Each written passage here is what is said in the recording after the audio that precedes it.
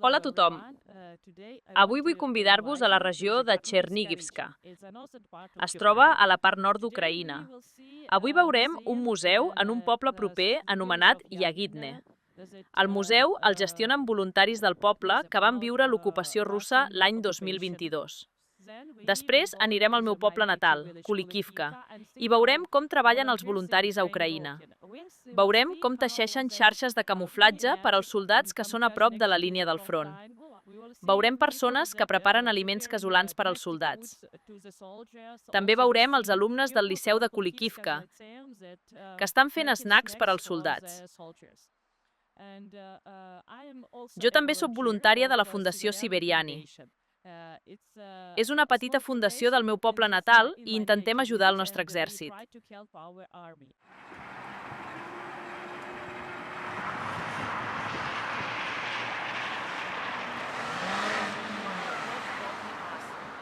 No només nosaltres. Tots els nostres assentaments intenten ajudar l'exèrcit com poden. Tota la gent a Ucraïna fa una mica de voluntariat. Si tenim temps lliure, intentem trobar-ne una mica i fer tasques de voluntariat per al nostre exèrcit o per als civils que es troben en males condicions.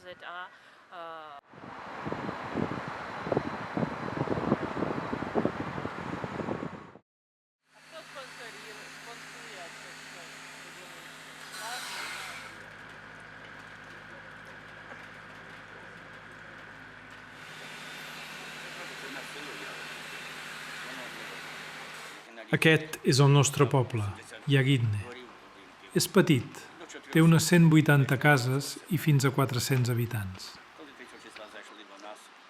Quan va arribar l'exèrcit rus, van ocupar immediatament el nostre poble.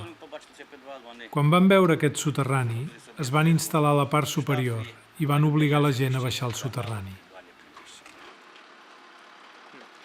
Aquí hi vam estar 27 dies. La persona més jove tenia 1 mes i mig i la més gran 93 anys.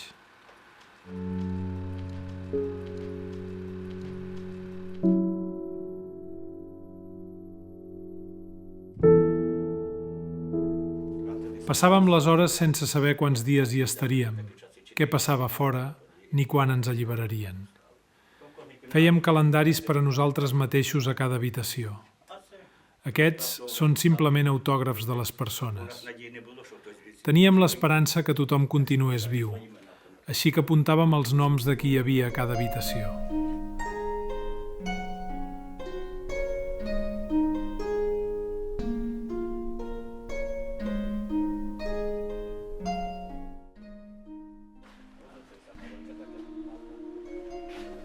Això era un gimnàs. Aquí hi havia més de 170 persones.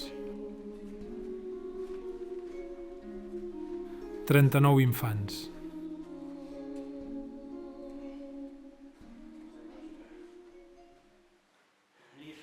Aquests llits eren a dalt. Els vam agafar perquè hi poguessin cabre més nens.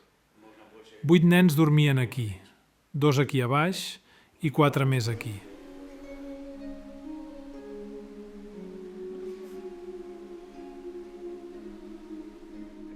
Els nens eren molt petits. Aquí no hi havia llum i la seva vista era molt dolenta. Un dia hi va haver un atac i després van deixar sortir 10 d'ells. No podien veure gairebé res i les cases del davant del pati s'estaven ensorrant davant seu.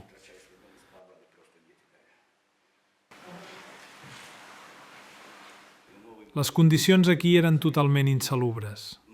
No hi havia medicaments ni cap tractament.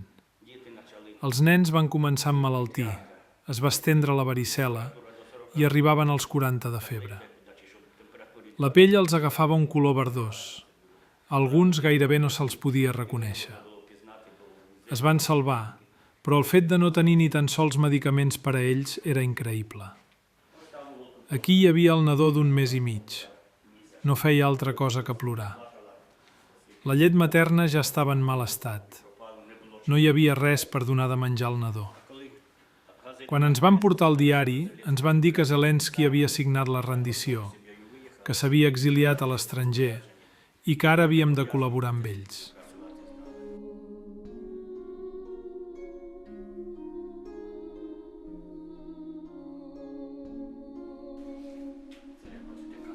Com podeu veure, aquí hi ha aquest calendari.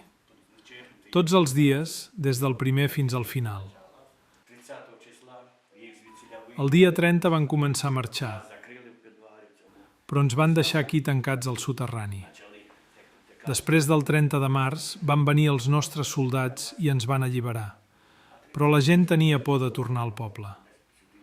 Allà on havien estat, els russos deixaven coses enrere, trampes, munició, minaven tots els llocs.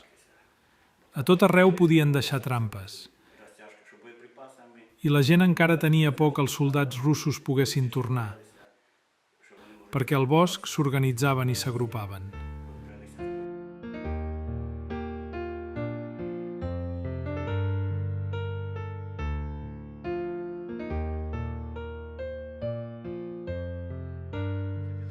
Això està reconstruït.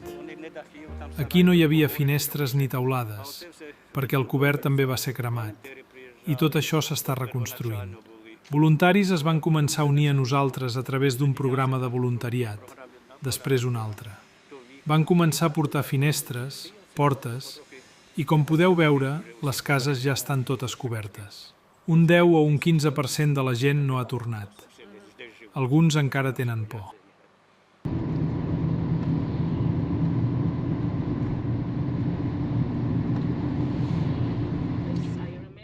Segons recordo, em vas preguntar sobre el meu voluntariat. Per què faig voluntariat? Perquè no ho puc fer d'una altra manera. A la línia del front hi ha moltes persones que conec personalment. Les conec. Hem crescut junts, quedàvem sovint. Hem fet moltes coses plegats. Conec les seves famílies i sé com n'és de difícil per a la família esperar que els soldats tornin del front. És molt, molt angoixant.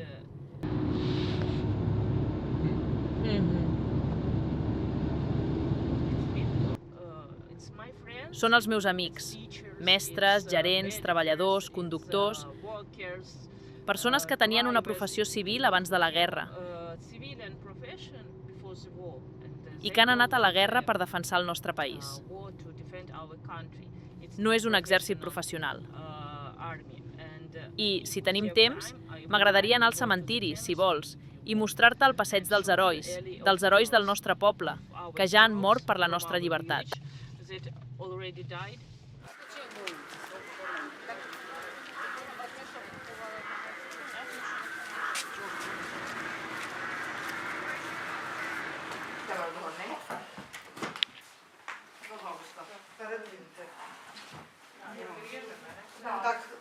Què hem teixit fins ara? Unes 300 xarxes de diferents mides. Les de 3x4 són per al transport. També en fem de molt grans, de 10x15. Al principi enviàvem de tot tipus, fulles, trossos petits. Ara fem pantalles d'espambot. Les muntem simplement amb un fil, amb una vareta de filferro. Ho teixim nosaltres mateixes. Ara mateix estem acabant aquest procés. Així és com fem els nusos, ho veus? Així. I nosaltres mateixes teixim aquesta base, perquè és car comprar-la ja feta, saps? I així és com teixim les xarxes.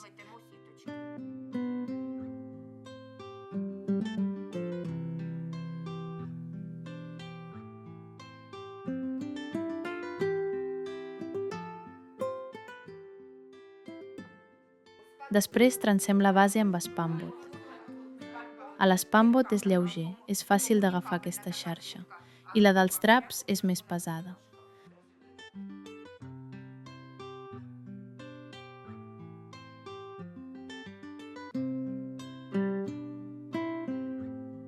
Podem teixir la base en 2 dies i després completar-ho tot en 2 dies més.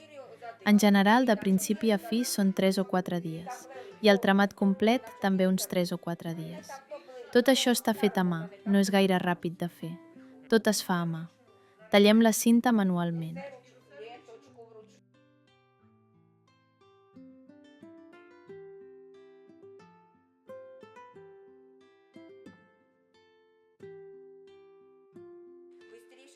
Què em motiva?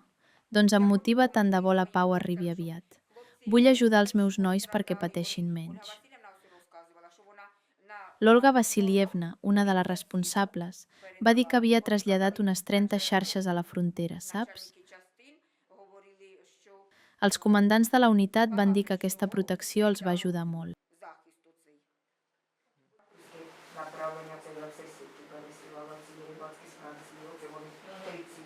Tallen els pambot d'aquesta manera i les altres d'una altra, i per això tenen diferents tipus de xarxes.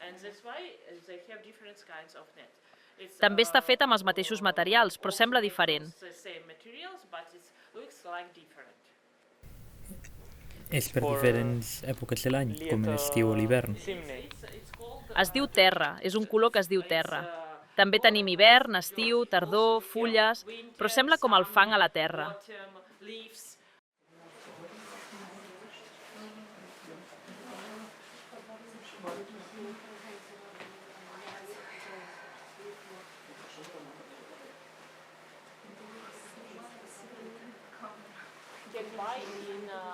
Tenim xarxes que podem comprar a la botiga, per internet, però no tenen aquestes zones. Només tenen 2 o 3 materials d'aquest tipus i quan arriba el dron pot travessar la xarxa, però aquests fils poden interceptar el dron.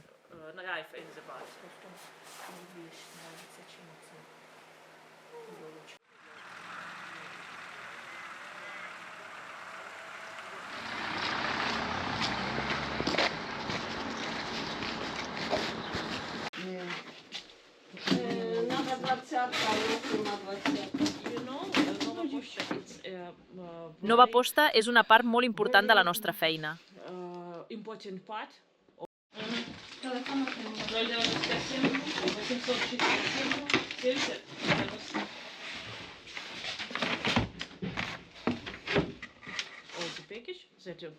Els paquets que la gent envia al front, no només d'ajuda militar, sinó també civil, els recullen d'aquest lloc, de Nova Posta. Molts d'ells són gratuïts, no només per a nosaltres, per a tothom.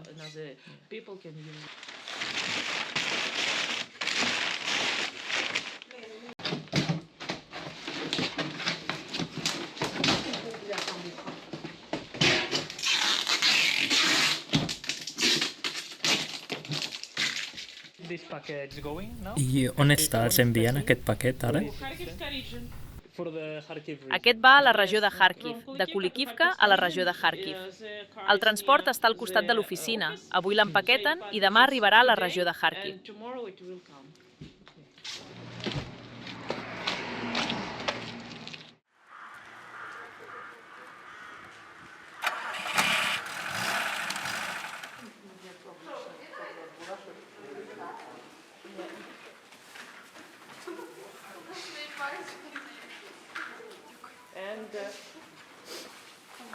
Va, comencem. Poseu-vos cadascun de vosaltres en una de les caixes i anem preparant els snacks d'aquesta manera. Anem posant un de dolç, un de salat i continuem així.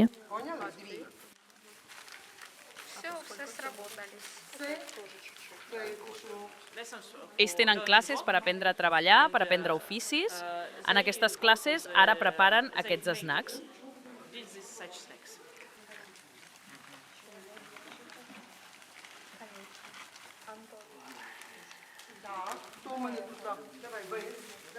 Vull estudiar Relacions Internacionals, així que necessito estudiar molt per aconseguir-ho. Principalment, tots nosaltres som aquí a l'11è curs, així que ens hem de preparar per als exàmens finals, però, és clar, també trobem temps per ajudar el nostre exèrcit i venir aquí a empaquetar alguns snacks.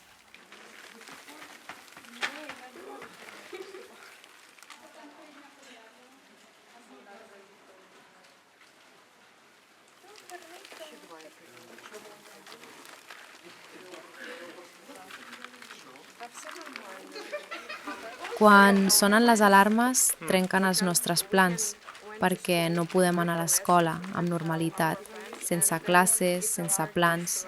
Sona l'alarma i hem d'anar al refugi. I quan l'alarma dura molta estona, no podem fer res. Només estar asseguts al refugi, saps? I de vegades aquesta espera es barreja amb soroll, amb ansietat. A vegades és difícil. De vegades es fa difícil. Però estem contents de poder anar a l'escola. Valorem més poder-hi anar. I anem fins i tot amb més ganes, perquè si no sona l'alarma podem estudiar d'alguna manera. Podem tenir classes, i és molt millor que les classes en línia, on ets a casa i no pots parlar amb la gent.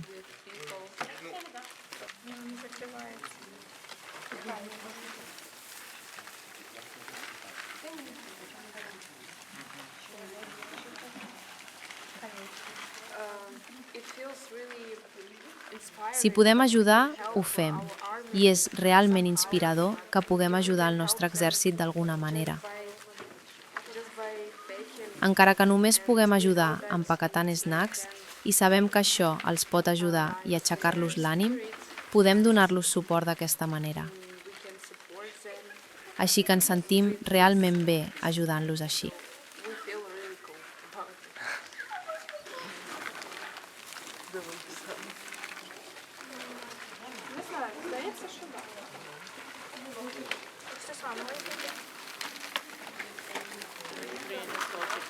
Quan el soldat ucraïnès arriba a la posició, ha de recollir la seva munició, agafar tota la roba, els escuts, una arma i aigua.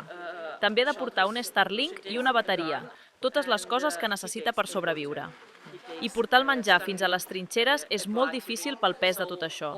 Així que els soldats utilitzen aquests snacks a les trinxeres més properes a l'exèrcit rus.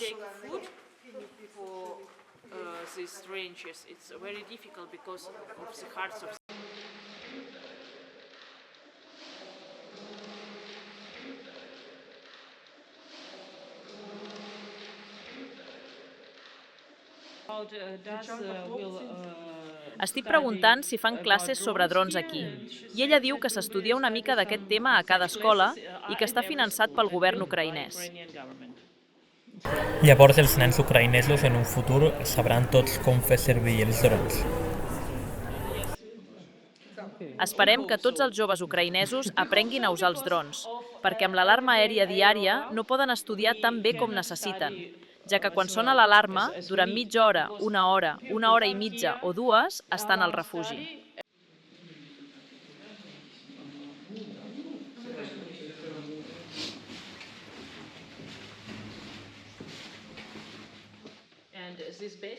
Aquest refugi és com una rèplica de tota l'escola. Quan sona l'alarma aèria, els nens hi venen i poden seure en silenci o continuar amb les classes.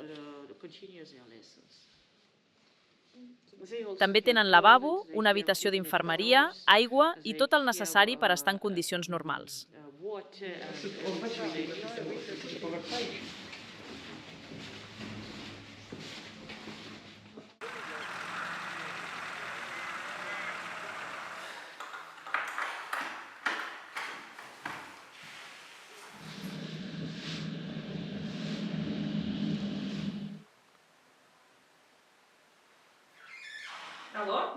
Per aquí tenim coses que ens han donat els nostres soldats.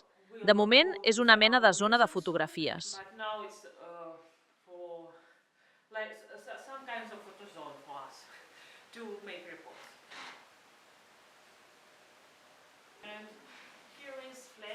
Aquí tenim banderes de les diferents unitats del Batalló de Defensa Aèria del President, artilleria,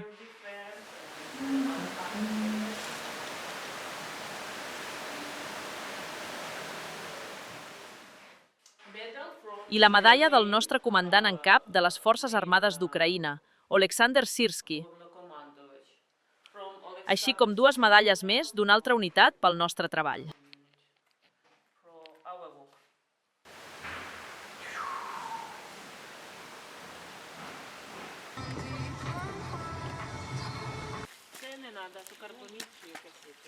Давай, бери. Все? Полізла і ще й макова. Тільки треба тісто, щоб підходило, як і так. Давай. Вода закипятилась вже давно. Venen aquí 2 o 3 vegades per setmana i fan amanida de col. I marinen l'amanida, que inclou col, pastanaga, ceba, no ceba, sinó vinagre, pebre, sal i sucre.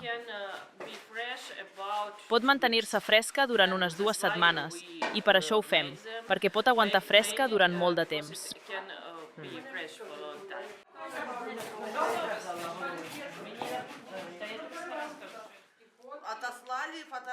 Ens enviaven fotos constantment. Els nois fins i tot envien vídeos seus.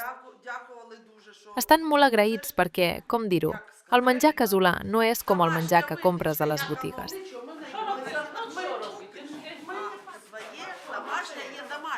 El menjar casolà és menjar casolà, té ànima. El donem als nois amb tot el nostre cor, així que el gaudeixen. Fins ara, doncs, els nois no s'han queixat.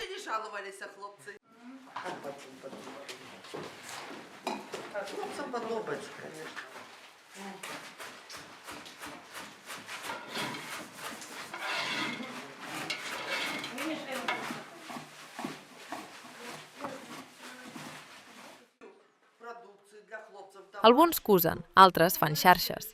I aquests són exactament el tipus de productes per als nois. Fets a casa, vam decidir que seria molt bo fer aquests productes. Simplement, el que també rebran els nois i notaran és que ho hem fet des de casa, que ens preocupem per ells.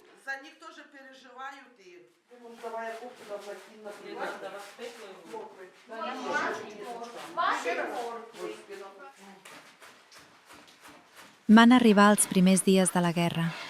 Va ser molt espantós. No sabíem res. Què és això i com serà aquesta guerra? Simplement no ens adonàvem del que podia ser. Vam pensar que això passaria un dia, 2 dies, 3 dies, com deia, i tot s'aturaria. Vam estar esperant 3 dies i res s'acabava. Traiem una mica de carn, portàvem una mica d'aigua, però no hi havia llum. No quedava gaire aigua, no teníem on anar. Què passarà amb nosaltres? Un veí va venir i va dir: «Fugiu d'aquí perquè això serà terrible». Vam agafar i carregar el nostre tractor, perquè ja la casa havia estat destruïda. Les finestres havien sortit volant. Vam pujar al tractor i ens vam anar a tota velocitat del poble.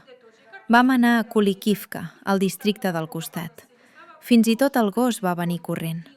L'home que conduïa es va aturar i va agafar el gos, i allà vam viure amb amics durant un mes sencer. Gràcies a Déu, la bona gent d'allà també ens va portar patates i ens van ajudar molt amb el menjar.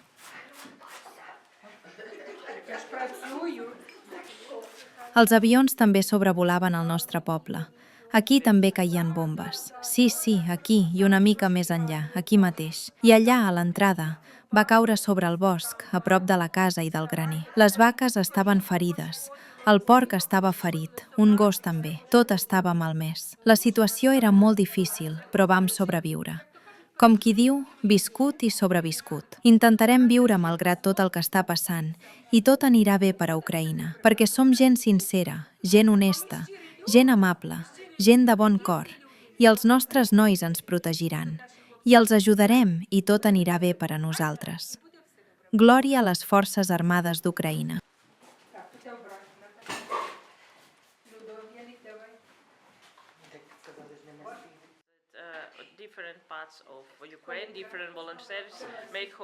En moltes altres parts d'Ucraïna, diferents voluntaris preparen menjar casolà, fan altres tipus de menjar, carn conservada. Sí, són fàcils de conservar.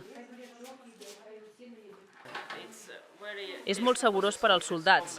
El menjar casolà sempre és bo, però per als soldats que estan al front és el doble de bo.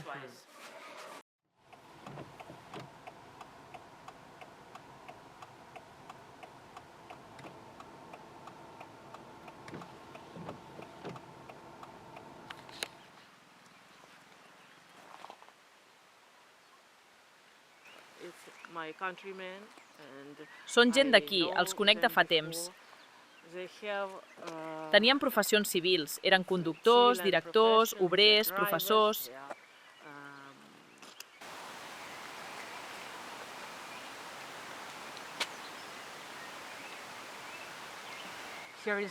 Aquí hi ha un company de classe, aquí hi ha el marit d'una amiga.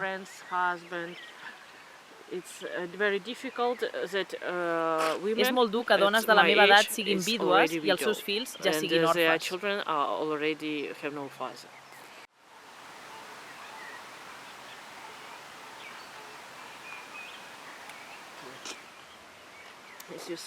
Com pots veure, tots són molt guapos, tots són molt joves, i el fet de veure les seves fotos aquí em trenca el cor.